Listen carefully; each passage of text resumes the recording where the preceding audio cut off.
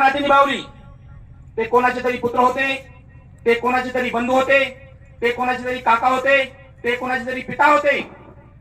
पण जबाबदारीच्या बाबतीमध्ये म्हणाल तर आपल्या खांद्यावर लेकरांना घेऊन दूरची दुनिया दाखवणारं जे श्रेष्ठ आणि पवित्र नातं असेल ते बापाचं नातं त्यांनी निभावलं. ते बापाचं नातं त्यांनी निभावलं. मुलांना कायम बाप हा धाकापोटी खलनायक वाटतो, पण प्रत्येक मुलाच्या आयुष्यामध्ये बाप हा त्याचा पहिला खरा हिरो असतो, हे आपल्याला विसरता येणार नाही. संत तुकाराम महाराजांनी आपल्या अभंग गाथामध्ये सांगितलं, जो या ठिकाणी झाला की बाप गली जोडी लेकुराची उडी आपली कुरुंडी वाळवणी, एकाएकी केला मिराशीचा धनी करी वागुनी भार खांदी. जे एका झटक्यामध्ये आपल्या देहाची कुरवंडी करून मुलाला मालक बनवतो, मुलाच्या रक्षणासाठी जो जगाशी पंगा घेतो, तो बाप हा माणसाच्या आयुष्यामध्ये पहिला हिरो असतो. हे तुम्हाला आम्हाला कुणालाही नाकारता येणार नाही, हे कुणालाच नाकारता येणार नाही. मित्रांनो, आपल्या शास्त्राचा आणि साहित्याचा धांडोळा घेतला तर एक गोष्ट जाणवतंय की शास्त्रकारांनी आणि साहित्यिकांनी मुक्त कंठाने आईची स्तुती केली, पण त्यांच्या तुलनेमध्ये त्यांनी बापाला मात्र दुर्लक्षित ठेवलं. बापाला मात्र दुर्लक्षित ठेवलं. बापाची जितकी पाहिजे तितकं कौतुक केलं नाही, पण जबाबदारीचं खरं ओझं जे असतं ते बापाने वाहिलेलं असतं. अरे राजमाता राष्ट्रमाता जिजाऊंनी बालशिवबाला घडवलंय खरंय, पण छत्रपती शहाजीराजांची ओढ आता आपल्याला लक्षात घ्यावी लागेल.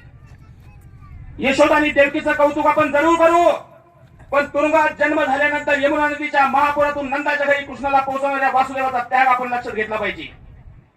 राम हा कौशल्यपुत्र जरूर होता, पण रामाला 14 वर्षाचा वनवास झाल्यानंतर पुत्रवियोगाने तडफड म्हणणारा बाप अयोध्येत राजा दशरथ होता, हे तुम्हाला मला विसरता येणार नाही. बाप मुलांना खांद्यावर का घेतो माहिती? जी दुनिया आपल्याला पाहता आली नाही ती दुनिया आपल्या मुलांनी पाहावं म्हणून बाप आपल्या मुलांना खांद्यावर उचलून घेतो. इतकं पवित्र नातं बापाचं असतं, हे आपल्याला विसरता येणार नाही. याला किती दिलं किंवा त्याला किती दिलं, याला किती दिलं किंवा त्याला किती दिलं, प्राणवायू कधीच पाठवित नाही आपली बिलं. काळीच फाटला तरी जखम असते आपल्या हात, ज्याला रडता येत नाही त्याचं नाव बाप. असं पवित्र नातं हे बापाचं असतं. मला सांगा, कैलासवासी माणिकराव साहेबराव जामदार हे आपल्या गावातील एक व्यक्ती होते, पण सौभाग्यवती अलका बाळासाहेब साळुंखे, श्रीमती मंगल भगवान पवार, सौभाग्यवती शारदा संजय साळुंखे आणि सौभाग्यवती संगीता शहाजी पवार यांच्यासाठी ते हिरो होते. यांच्यासाठी ते हिरो होते. एका मराठी कवीने फार सुंदर म्हटलं की बाप काय? बाप म्हणजे जगण्याचं माप आहे, पाठीवरची थाप आहे, जो कधी रागवला तरी ज्याची माया माप आहे तो म्हणजे बाप आहे. बाप म्हणजे जितेकडे, बाप म्हणजे ध्येयाकडे नेणारी शिडी आहे, संकटातून पार करणारी होडी आहे, जो कधी तिखट वागला तर या विश्वभराची गोडी आहे. बाप म्हणजे शिस्तबद्ध धाक आहे. बाप म्हणजे शिस्तबद्ध धाक आहे, जगणं आपोआप आहे.